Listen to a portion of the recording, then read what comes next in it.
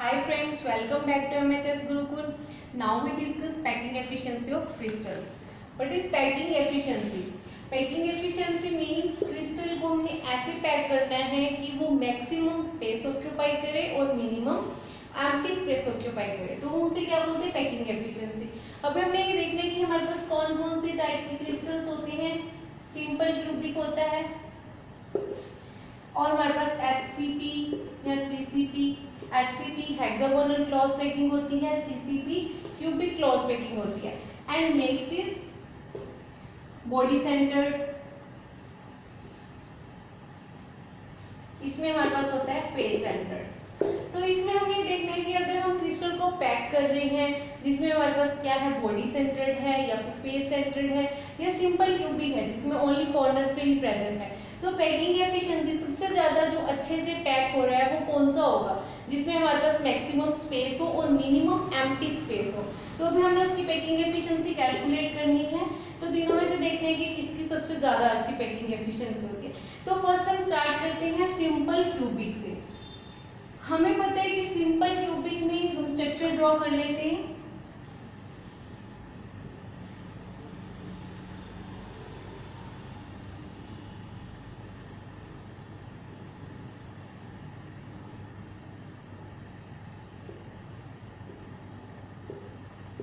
There are one atom present. One atom हमने देखा पहले भी, हमने अपनी लास्ट वीडियो में किया है कि कॉर्नर्स को मिला के टोटली जो कॉर्नर्स होते हैं 2 2 4 4 8, टोटल कितने होते हैं? 8 कॉर्नर्स होते हैं और एक एटम का 1/8 पार्ट जो है वो कॉर्नर में इंक्लूड होता है। तो टोटल हमारे पास कितने एटम हो जाते हैं? 1 एटम होता है फुल्ली हमारे पास सिंपल कॉर्नर्स के अंदर जो प्रेजेंट होते हैं। सिंपल सेल के अंदर ओनली सिंपल यूनिट सेल के अंदर 1 यूनिट होता है। तो हमने इसके अंदर हम देखते हैं कि हमारे पास ये जो एटम्स हैं 4 वो कैसे हैं, इस टाइप से अरेंज है कि वो एक दूसरे से क्या कर रहे हैं? टच कर रहे हैं। से वॉल लेते हैं कि सपोज हमारे पास ये एक वॉल है, बॉल जो है एक वॉल हम सपोज करके चलते हैं, तो इसका एक एटम जितना भी इंक्लूड हो रहा है, एक ये एटम और ये एटम और ये एटम, जो टोटल 4 है वो आपस में किस टाइप से टच कर रहे हैं? इस टाइप से टच कर रहे हैं, ये कॉर्नर के और ये कॉर्नर के सिंपल क्यूबिक में। तो हमारे पास ये 4 एटम्स हैं इस टाइप से। 4 एटम क्या करते हैं? 4 स्फीयर्स हैं, कांस्टेंट पार्टिकल्स हैं। एटम हम नहीं कह सकते क्योंकि एटम तो 1 ही प्रेजेंट होता है। कांस्टेंट पार्टिकल्स इस टाइप से क्या कर रहे हैं? टच कर रहे हैं। इसमें हम एक चीज मान के चलते हैं कि जो एज लेंथ है वो हमारे पास क्या है? ए है। ए मीन्स इसकी ये वाली जो है वो भी ए होगी, इसकी लेंथ भी क्या होगी? ए, इसकी भी क्या होगी? ए, इसकी भी ए। जितनी भी एजेस हैं सबकी हमारे पास लेंथ जो है वो कितनी होगी? ए होगी। और रेडियस हम इन मान के चलते हैं कि हमारे पास क्या है? 1 स्फीयर की रेडियस r है। तो हमारे पास जो टोटल इसकी लेंथ होगी स्फीयर से हम देखेंगे, क्योंकि हमारे पास की पैकिंग एफिशिएंसी निकालनी है, तो पैकिंग एफिशिएंसी हम वॉल्यूम से करेंगे कि हमारे पास वॉल्यूम कितना आ रहा है, उस हिसाब से हम इसकी पैकिंग एफिशिएंसी निकालेंगे। पैकिंग एफिशिएंसी का फॉर्मूला लिख देती हूँ, volume of atoms present in cell divided by volume of unit cell। हमने बताना है कि हमारे पास जितने भी एटम्स प्रेजेंट होंगे, एटम्स मींस हमारे पास की 4 एटम्स प्रेजेंट है तो मींस हमारे पास 4 स्फीयर प्रेजेंट है। अगर 1 एटम प्रेजेंट है तो हमारे पास 1 स्फीयर प्रेजेंट होगा। और volume of unit cell we know that a cube is unit volume आ जाएगा। तो हमारे पास ये क्या है? आर इसकी रेडियस होगी, आर ही इसकी रेडियस होगी। टोटल हमारे पास लेंथ कितनी है? ए है। तो ए इज इक्वल टू हमारे पास क्या आ गया? R plus R. A is equal to हमारे पास आ जाएगा 2r। ओके, अभी हमने वॉल्यूम ऑफ यूनिट सेल निकालना। वॉल्यूम ऑफ यूनिट सेल निकालने के लिए आपको सबके अंदर तीनों के अंदर ही क्या निकालना पड़ेगा? A cube. तो ए क्यूब क्या होगा हमारे पास? ए cube is equal to 2 2 4 4 2 8, 8r cube हो गया। तो हमारे पास ए क्यूब की वैल्यू क्या आ जाएगी? 8r क्यूब आ गई। तो हमारे पास ए क्यूब की वैल्यू है volume of atoms present in cell. अब हमें इस बात का पता है कि सिंपल यूनिट सेल के अंदर जो एटम्स प्रेजेंट होते हैं वो कितने प्रेजेंट होते हैं, 1 एटम प्रेजेंट होता है। तो 1 एटम प्रेजेंट है तो वॉल्यूम हमें किसका बताना होगा, 1 स्फीयर का बताना होगा। तो 1 स्फीयर का जो वॉल्यूम होता है वो कितना होता है, 4/3 πr³। 1 से मल्टीप्लाई इसलिए किया क्योंकि सिंपल के अंदर हमारे पास ओनली 1 एटम प्रेजेंट होता है। अगर हम फेस सेंटर्ड की बात करेंगे तो उसमें टोटल 4 एटम होते हैं, तो हम 4 स्फीयर से मल्टीप्लाई करेंगे। बॉडी सेंटर्ड में टोटल 2 होते हैं, तो हम उसमें 2 से मल्टीप्लाई करेंगे। इसमें हमें 1 से ही करना है क्योंकि इसमें 1 एटम प्रेजेंट होता है। तो packing efficiency is equal to हमारे पास क्या होगा, इनटू में 100 भी होता है क्योंकि हमें परसेंटेज में निकालना है। तो volume of atoms present in cell कितने हैं हमारे पास, 4/3 πr³ divided by a³। a की वैल्यू हमारे पास कितनी है, 8r³। 8r³ r³ से r³ क्या हो जाएगा, कैंसिल हो जाएगा। हम इसे सॉल्व करेंगे तो 4/3 इंटू में क्या हो जाएगा 8, तो आ जाएगा हमारे पास π/6। अगर हम π/6 को सॉल्व करेंगे तो हमारे पास जो टोटल पैकिंग एफिशिएंसी आ जाएगी वो कितनी आ जाएगी, 52.4%। तो ये हमारे पास थी सिंपल क्यूबिक की, कि सिंपल क्यूबिक के अंदर पैकिंग एफिशिएंसी कैसे होती है। आपको 2 टर्म्स याद रखनी है। फर्स्टली आपको a³ निकालना है, वो आप कैसे निकालोगे।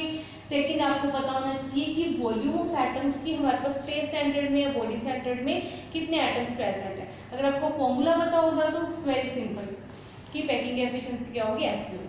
फर्स्ट थी हमारे पास सिंपल क्यूबिक की। नेक्स्ट हम करते हैं फेस सेंटर्ड में। फेस सेंटर्ड में ही हमारे पास HCP और CCP ही आता है।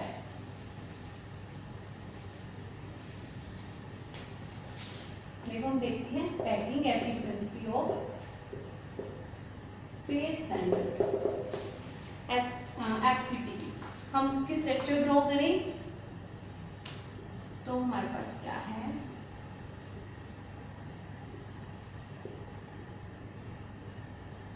कॉर्नर्स पे तो एटम प्रेजेंट होंगे ही होंगे।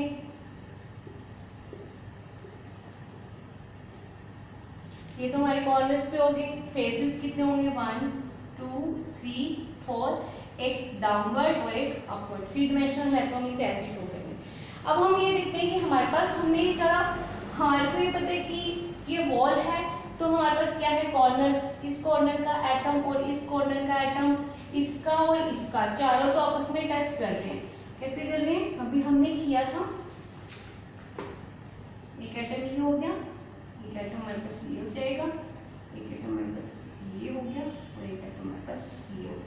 ये एटम्स तो हैं, बीच में इसके एक और भी एटम है क्योंकि ये फुल्ली फेस है तो इसके बीच में क्या है, एक एटम और प्रेजेंट है। इस तरह से हमारे पास एटम्स हैं। तो हमें एज लेंथ पता है, सेम हम लेंगे कि एज लेंथ हमारे पास कितनी होगी, इसकी a होगी, और रेडियस हम मान के चलते हैं कि हमारे पास कितना होगा, r होगा।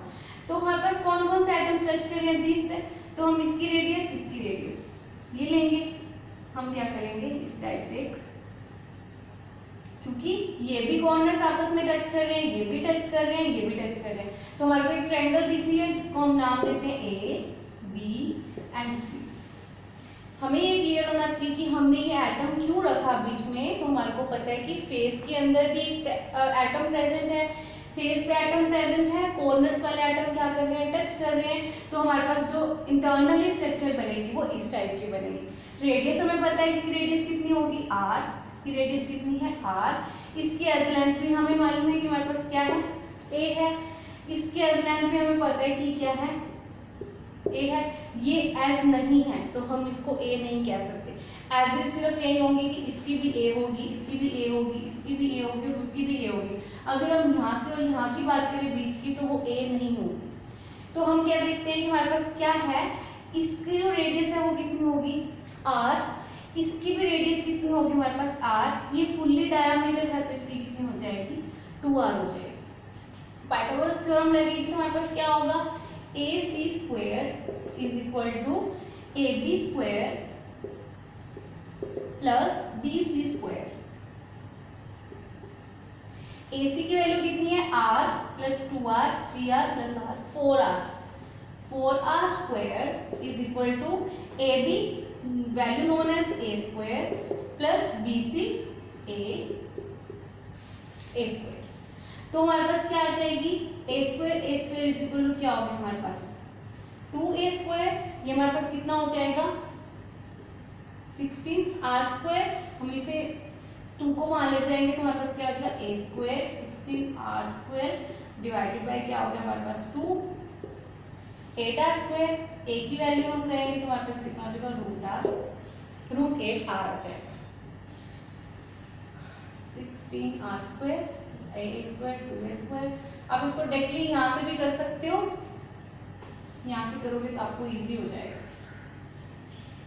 यहाँ पे अंडर रूट लिया, यहाँ पे अंडर रूट लिया, हमारे पास क्या आ जाएगा √2a इज इक्वल टू कितना हो जाएगा 4r a is equal to कितना हो जाएगा 4/√2r। तो ये इजी हो जाएगा। उसमें भी होता है तो सेम, बट थोड़ा सा आपको डिफिकल्ट होगा।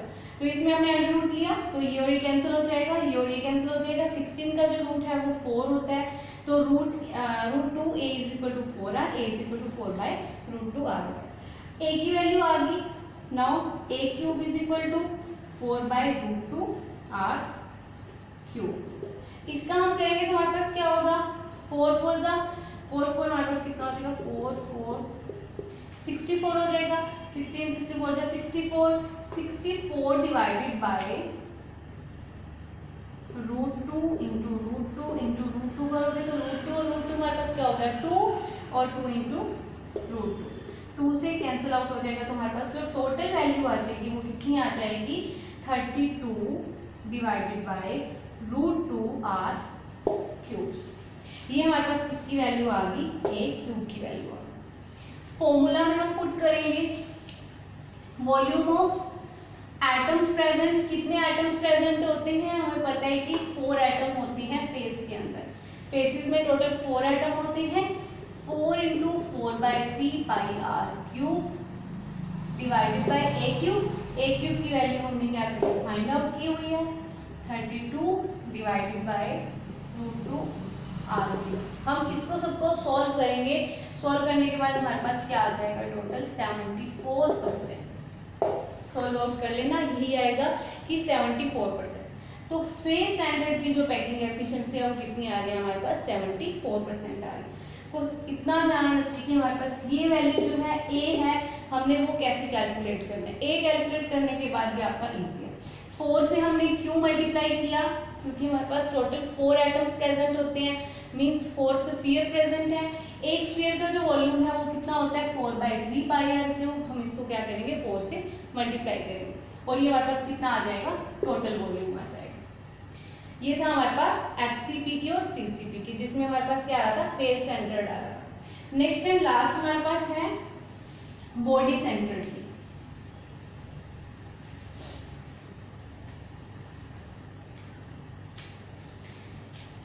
Packing efficiency of body centred close packing.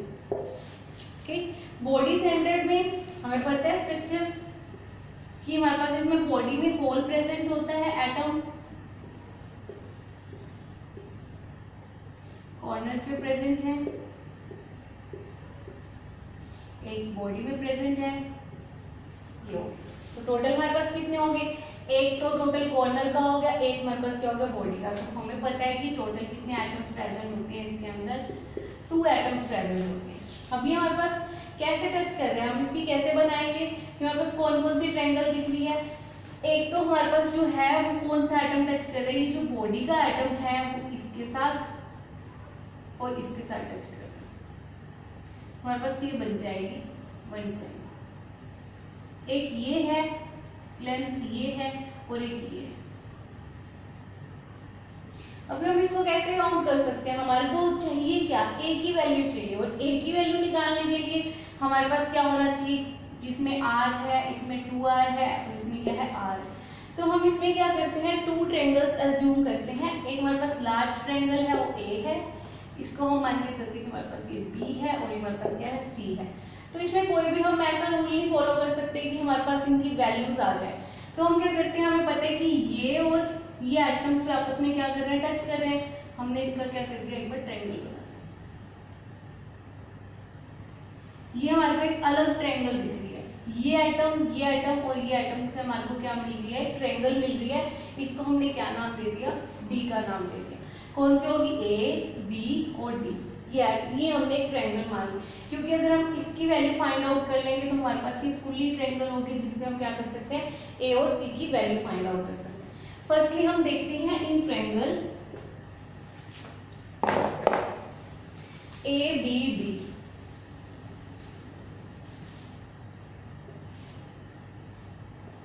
इसको देखते हैं, हमारे पास क्या है, ए बी डी।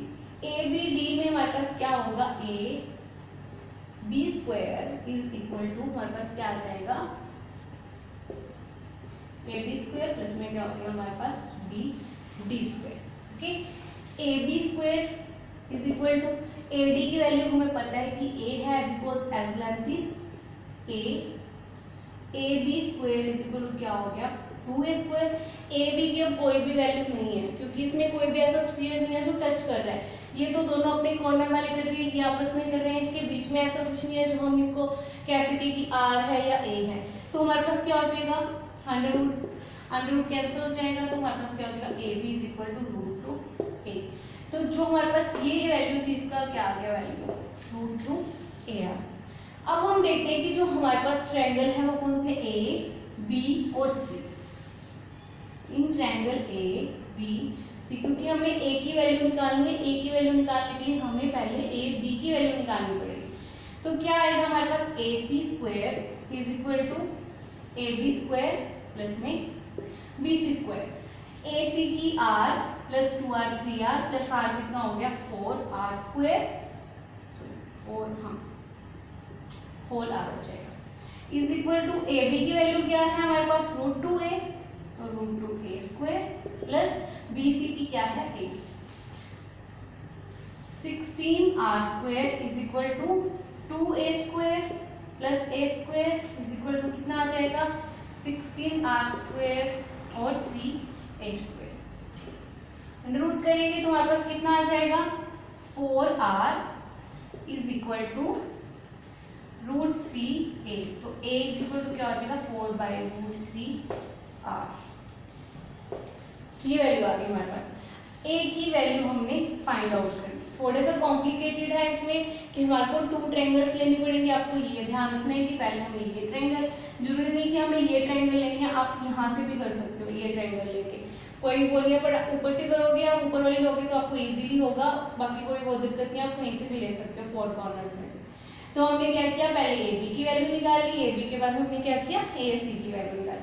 ए की वैल्यू आ गई हमारे पास, ए की वैल्यू निकालने के बाद हम क्या करते हैं, ए क्यूब की वैल्यू क्या आ जाएगी, 4/√3r क्यूब।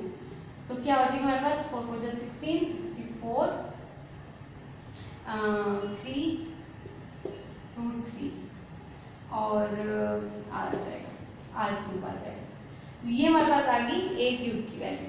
अब हमें क्या करना है, पैकिंग एफिशिएंसी। पैकिंग एफिशिएंसी के लिए हमने क्या करना होता है, वॉल्यूम ऑफ एटम्स प्रेजेंट। कितने एटम्स प्रेजेंट होते हैं बॉडी के अंदर, टोटल 2 एटम्स होते हैं।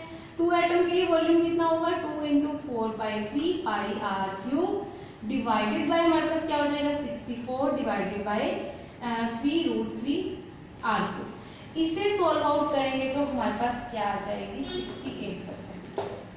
तो बॉडी सेंटर के अंदर अगर हम पैकिंग एफिशिएंसी देखें तो हमारे पास टोटल कितनी आती है, 68% है। अभी हमने तीनों की किस किस की सिंपल वाले का किया, तो हमारे पास सिंपल वाले में कितनी आई थी पैकिंग एफिशिएंसी, 52.4%। नेक्स्ट हमने की फेस सेंटर की, जिसकी हमारे पास कितनी आई थी, 74। बॉडी वाले की कितनी आ रही है, 68% पैकिंग एफिशिएंसी। ओके, तो हमारे पास जो सबसे ज्यादा पैकिंग एफिशिएंसी है वो किसकी है, 74% फेस सेंटर की। मींस ये क्या कर रहा है, मैक्सिमम स्पेस ऑक्यूपाई कर रहा है और मिनिमम क्या कर रहा है, एम्प्टी स्पेस कर रहा है। That's why this occupy maximum density. की डेंसिटी भी क्या होगी, मैक्सिमम। तो ये हमारे पास तीनों की पैकिंग एफिशिएंसी थी कि कैसे हमारे पास कौन सा है जो अच्छी पैकिंग करता है। तो सबसे ज्यादा जो अच्छी पैकिंग होगी वो किसकी होगी, फेस सेंटर की। तो ये हमारा पहले हमने जो किया वो हमारे पास था कि क्लोज पैकिंग करते कैसे हैं, फिर हमने ये किया कि हमारे पास क्या है, पैकिंग एफिशिएंसी कैसे है। अगर आपको कोई क्वेरी है तो आप प्लीज कमेंट में हमें जरूर बताएं। अगर आपको कोई और टॉपिक से प्रॉब्लम है तो भी मेरे को कमेंट में ज़रूर बताएं। एंड अगर अभी तक आपने मेरा चैनल सब्सक्राइब नहीं किया तो पहले आप मेरा चैनल प्लीज़ सब्सक्राइब कर लें। Thank you.